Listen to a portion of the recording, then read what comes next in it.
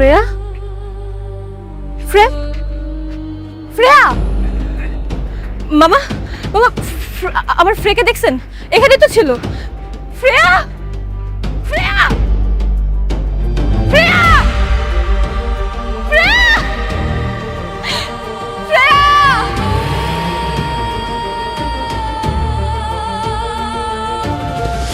বাবা আমি তোমাকে আবার খুঁজে পাইছি, আমি তোমাকে আর যেতে দেব না। মামনি তোমার নাম কি? বাবা তুমি আমার নাম ভুলে গেছো? আরে মা আমি তো তোমার বাবা না। আর রাস্তা তুমি এরকম একা একা ঘুরতেছো কেন? তোমার আম্মু কই? শ্রেয়া শ্রেয়া শ্রেয়া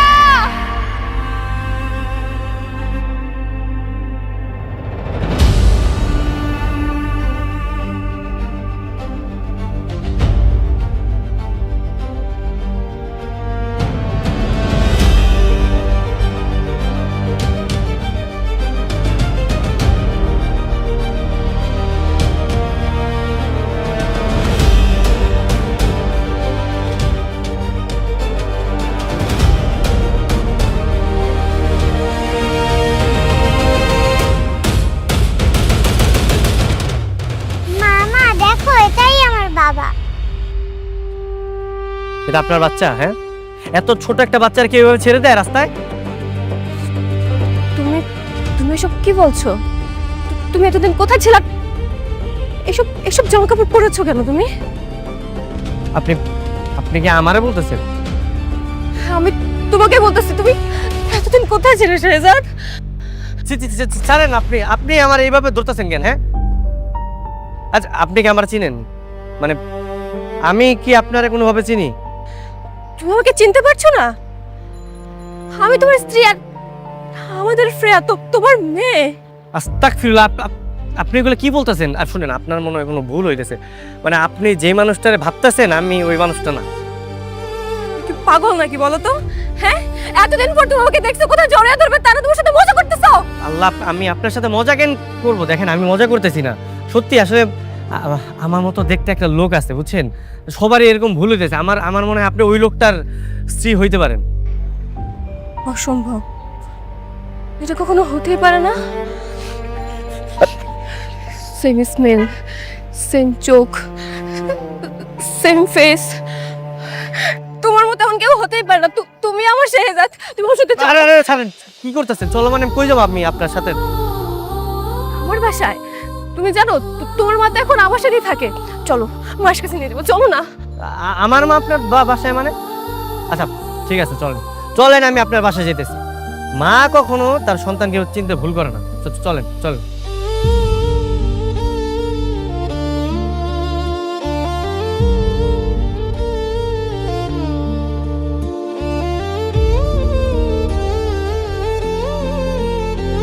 মা মা মা, কোথায় আপনি মা?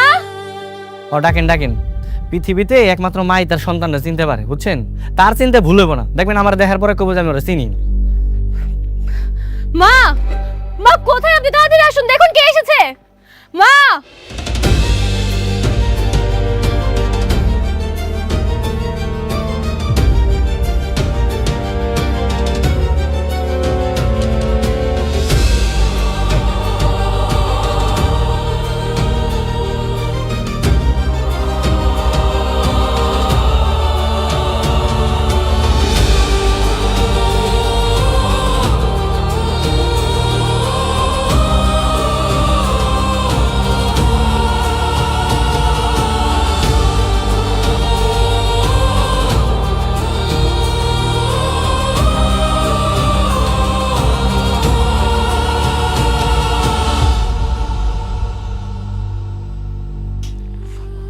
বাবা,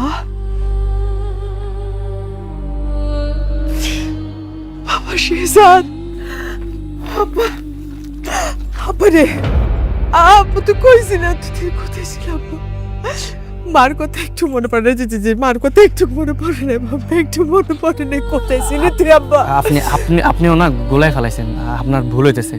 আসলে আমি শেহজাদ না, আমার নাম হচ্ছে গিয়া গোলাম মাওলা। আমি মির্জা বাড়ির কাজের লোক। কেন মিথ্যে বলছো শেহজাদ? কেন? আজব ব্যাপার, আমি মিথ্যা বলতে যাবো কেন? আমি মিথ্যা বলতেছি না, আমি সত্যি শেহজাদ না। আমার নাম হচ্ছে গিয়ে গোলাম মাওলা, ঠিক আছে? আমি মির্জাবাড়ির লোক, আমি ওইখানে কাজ করি। আর দেখেন আপনাদের কোথাও একটা ভুল হইতেছে, আপনারা গোলায় ফেলেছেন। আমরা ভুল বুঝছি? হ্যাঁ,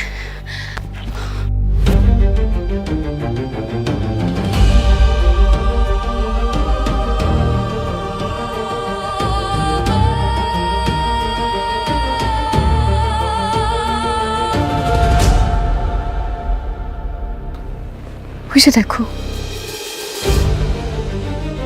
দেখো তোমার আর আমার ছবি। তুমি এখনো চিনতে পারছো না? বলো। হায় আল্লাহ, এই লোক তো দেখতে একদম পুরো আমার মতো।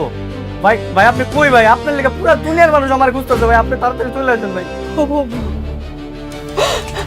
আমার শেহজাদকে কিছু মনে পড়ছে না। ও বাবা, এই যে এই যে এই যে এই যে ছবিটা দেখেও কি তোর কিছু মনে পড়তেছে না বাবা?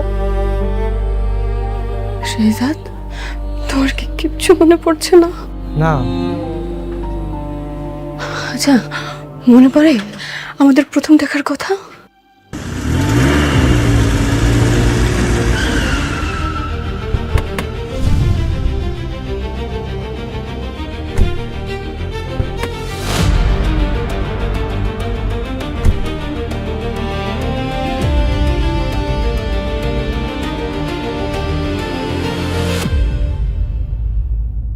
স্যার প্ল্যান কি? প্ল্যান হচ্ছে তোমার যে ড্রেসগুলো আনতে বলছে আনছো, নিয়ে আসো। জি স্যার।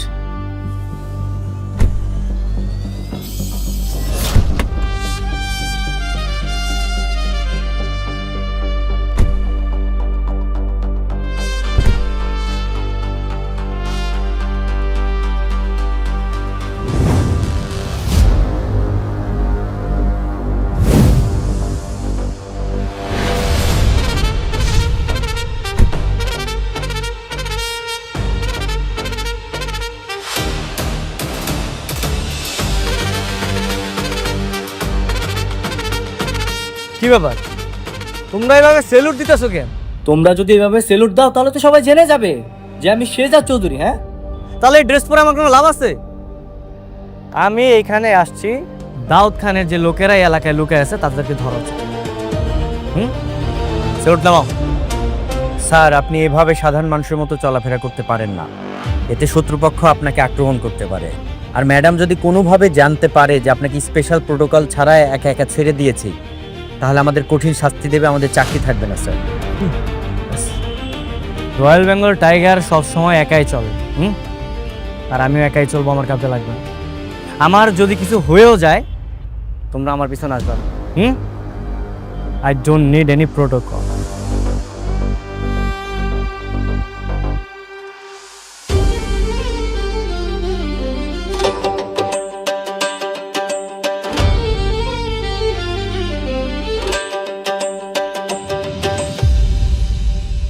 শোনো, আজকে আমি তোমাদেরকে শিখাবো মাছ কিভাবে পানিতে থেকেও অক্সিজেন নিতে পারে। আমরা মানুষ যেভাবে বাতাস থেকে অক্সিজেন নিয়ে আমাদের ফুসফুসে পাঠাই, মাছ কিন্তু পানি থেকে অক্সিজেন নিয়ে থাকে। বুঝতে পেরেছো? ক্লিয়ার? যদি কিছু না বুঝো আমাকে প্রশ্ন করবা। তবে তোমাদের আরো ভালোভাবে বোঝানোর জন্য আমি মাছ নিয়ে আসছি, তোমাদেরকে মাছ দেখাচ্ছি, ঠিক আছে?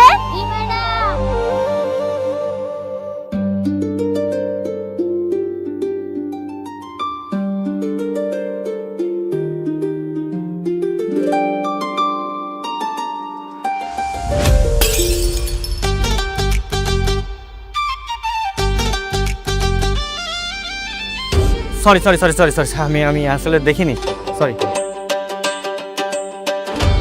এই সরি মানে কিসের সরি? হ্যাঁ, আপনি দেখছেন আমি এখান থেকে যাচ্ছিলাম, দিলাম তো ধাক্কা লেগে আমার মাছের চারটা ফেলে। এখন কি হবে আপনি জানেন এর দাম কত? কত? 400 টাকা। দিন, টাকা বের করুন। আরে দাঁড়াও, দিচ্ছি।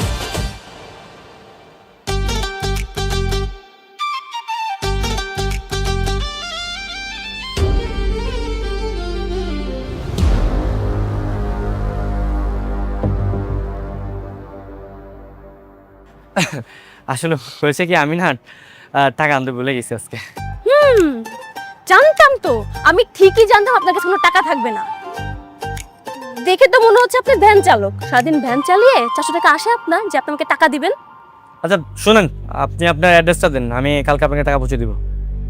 দিচ্ছি।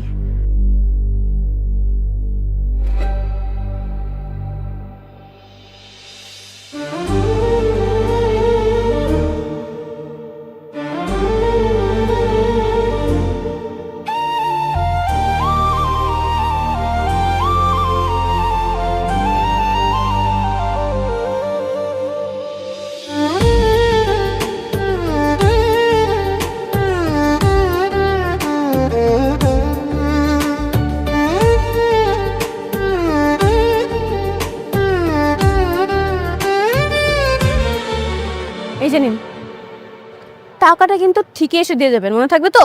হ্যাঁ মনে থাকবে। এই যে শুনুন, হ্যাঁ বলুন।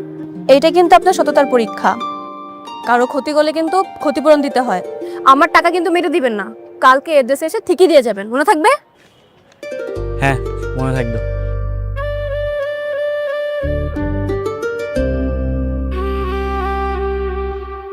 তাই নাকি? মেয়েটাকে তোর অনেক ভালো লেগেছে? হ্যাঁ মা, অনেক পছন্দ হয়েছে। ঠিক আছে, তোর চেয়েও তো ভালো লেগেছে, তাহলে বিয়ের প্রস্তাব নিয়ে সরাসরি মেয়ের বাড়িতে যাই। মানে কি মা, তুমি ডিরেক্ট বিয়ের প্রস্তাব নিয়ে যাবে? শুভ কাজে দেরি করে লাভ কি? আচ্ছা শোনো মা, আমাদের ড্রাইভারের কাছে ওদের বাড়ির ঠিকানা আছে।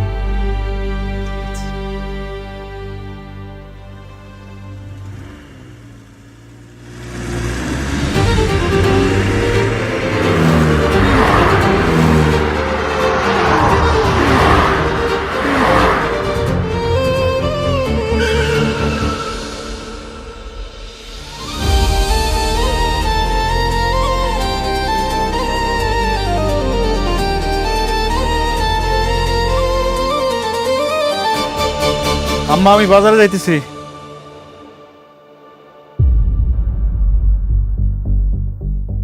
আসসালামু আলাইকুম। ওয়ালাইকুম সালাম।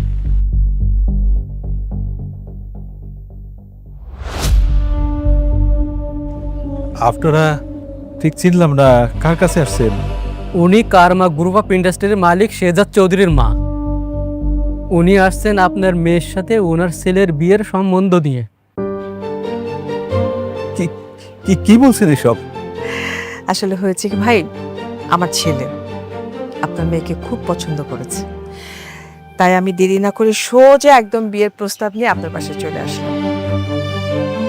এটা আপনার মেয়ে না? হ্যাঁ আমার মেয়ে। মার্শাল্লাহ, তুমি অনেক সুন্দর। আমার ছেলে পছন্দ আছে, করতে হয়। তোমার নাম কি মা?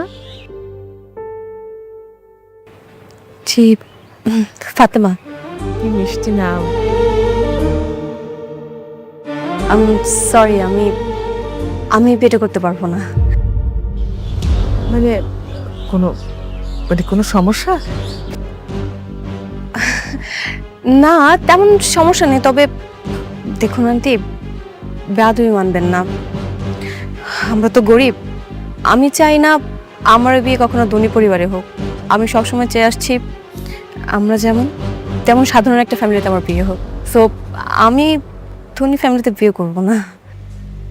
তুমি ভুল বুঝছো, আমার ছেলেটা অনেক ভালো, আমি কথা দিচ্ছি তোমাকে সে অনেক ভালো রাখবে।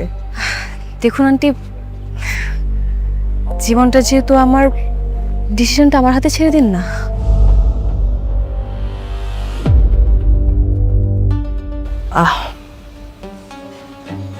ঠিক আছে, আসছি।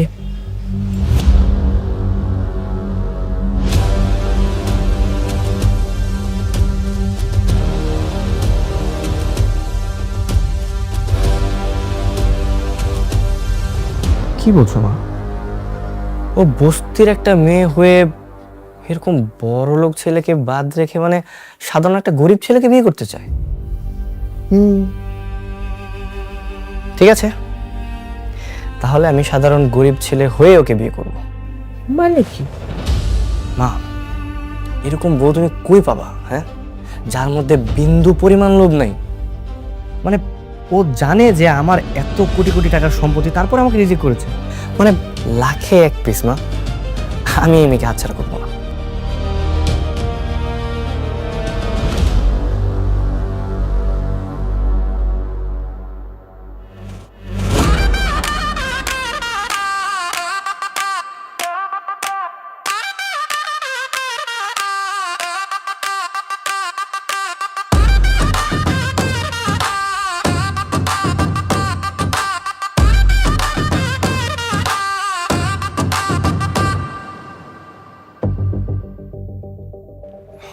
আসসালামু আলাইকুম চাচা। ওয়ালাইকুম সালাম। তোমরা কারা? চাচা আমি খুব গরিব একজন মানুষ, বুঝতে পারছেন? আমি বিয়ের প্রস্তাব নিয়ে আসছি, আমি আপনার মেয়ের বিয়ে করতে চাই। বিয়ের প্রস্তাব নিয়ে আসছো? তো বাবা তুমি কি কাজকর্ম করো? আমি চাচা, আমার ছোটখাটো একটা চায়ের দোকান আছে চাচা।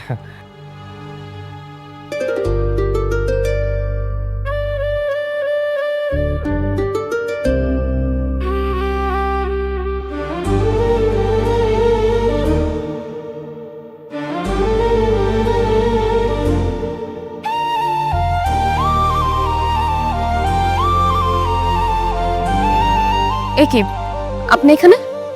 হ্যাঁ, আমি এই যে আপনার জারের 400 টাকা নিয়ে এসেছিলেন।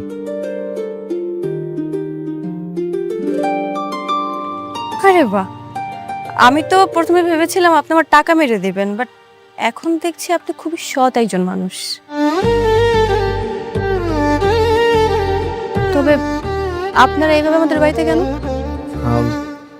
আসলে আমি বিয়ের প্রস্তাব নিয়ে আসছিলাম। মানে আপনাকে প্রথম যেদিন দেখছি সেদিন আমার খুব ভালো লেগেছে। আমি আপনাকে বিয়ে করতে চাই।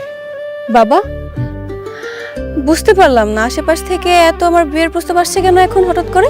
আমি তো বুঝতে পারতেছি না।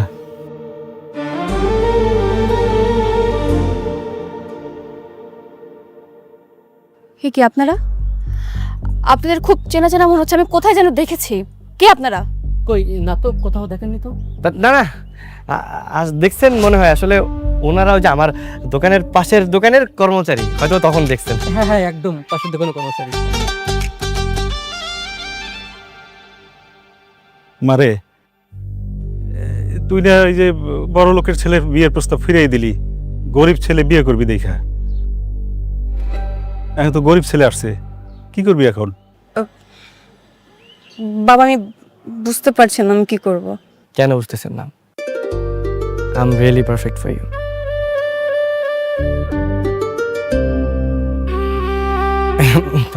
না মানে আমি আপনার জন্য তো ঠিক আছি, তাই না?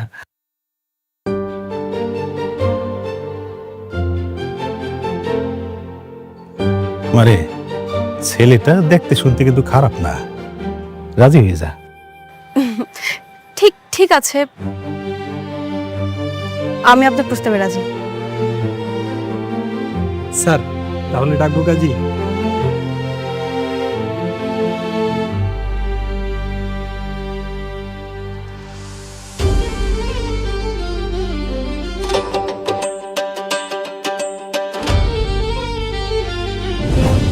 হয়েছে, থামেন থামেন। আপনি রেয়াজগবি কাহিনী আর শোনার সময় না আমার, বুঝছেন? আমার অনেক কাজ আছে। হ্যাঁ, আমি তো বাজার করতে বেরিয়েছিলাম। আমি বাজার না করলে বাড়িতে রান্না হইব না, বুঝতে? তুমি এসব কি বলছো? আমাদের এত সুন্দর কাটানোর মুহূর্ত তোমার কাছে আজগব হয়ে গেল। আমি তো কি মুসিবতে পড়লাম। ছাড়েন আমার, আপনি বুঝতেছেন না কে? আমি তো আর সে জাত না যে আমার এই কথাগুলো ভালো লাগবে। আমার তো ভালো লাগতেছে না, বুঝতেছেন না? আমার বাজার নিয়ে বাড়িতে যাইতে, ওই যে যদি রান্না না করি আমি পরে মুসিবতে পড়বো। আপনারা থাকেন, হ্যাঁ থাকেন। শেহজাদ! মা,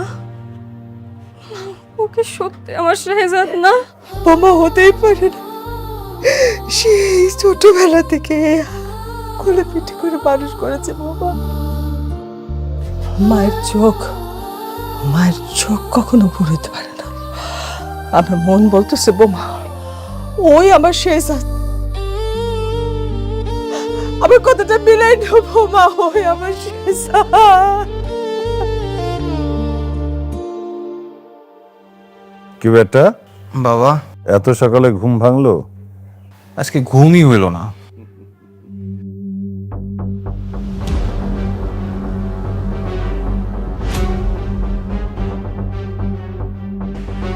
গোলাম, তোর খেল খতম। খেল খতম মানে? তোর আসল কাহিনী আমি জানে ফেলছি, প্রমাণ সহ আমি সবারে কয়ে দিম কইলাম, ম্যাডামরাও কয়ে দিমু। হ্যাঁ, আরে আমি কয়ে দিমু সবাই।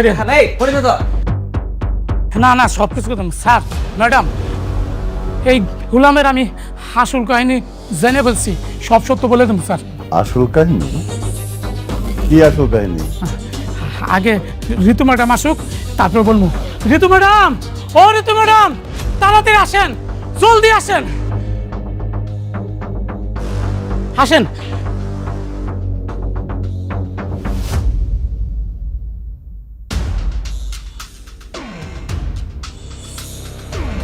স্যার,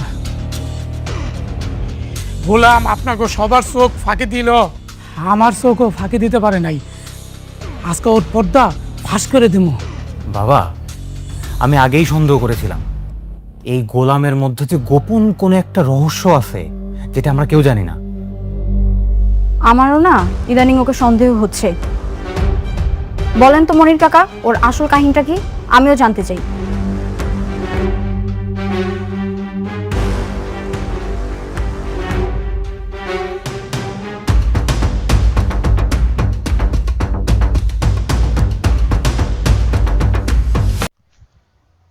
আসসালামু আলাইকুম, সবাই কেমন আছেন? আশা করি ভালো আছেন। আমি এখন বর্তমানে যে জায়গাটা আছে এই জায়গাটা খুবই প্রত্যন্ত একটা অঞ্চল। আমার মনে হয় যে এখানে অনেক প্রকার জীবজন্তু থাকতে পারে। এটা হচ্ছে কম্বোডিয়ার ভিতরে। আর আমার পিছনে দেখতে পাচ্ছেন অনেক ঘাস আছে এই সাইডে অনেক ঘাস আছে, যে ঘাসগুলো কখনো কেউ কাটে না। এই কারণে অনেক বড় বড় হয়ে গেছে, যেটা দেখলেই বোঝা যায় যে এদিকে মানুষ খুবই কম আসে।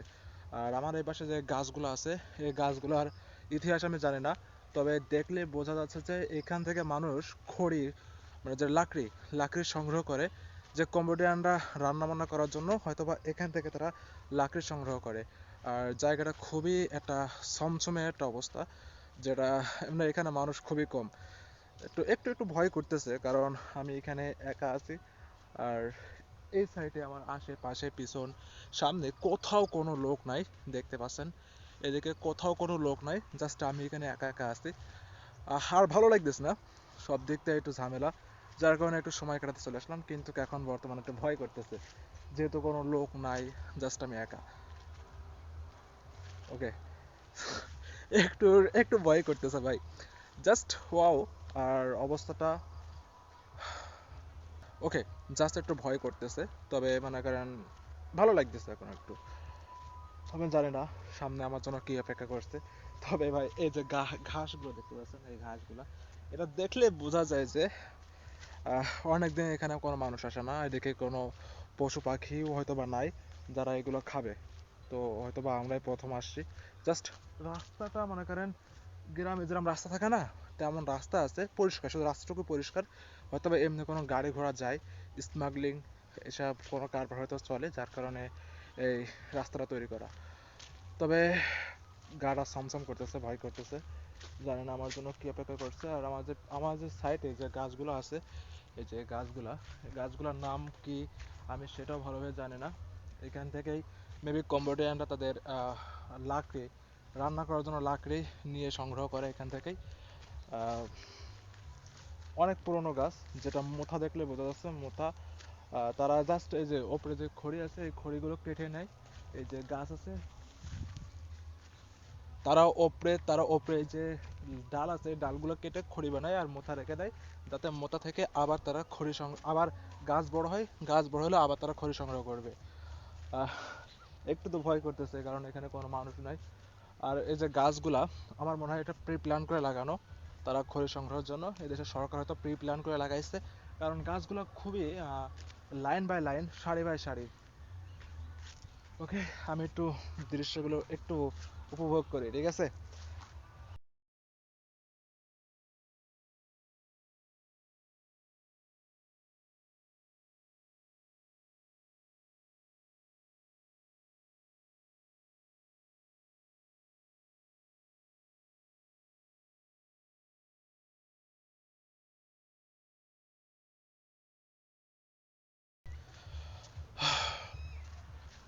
আমি জানি না এই দেশটা কত বড়, কিন্তু এখানে অনেক জায়গা ফাঁকা রয়েছে, এখানে চাইলে আমরা অনেকে বসবাস করতে পারবো।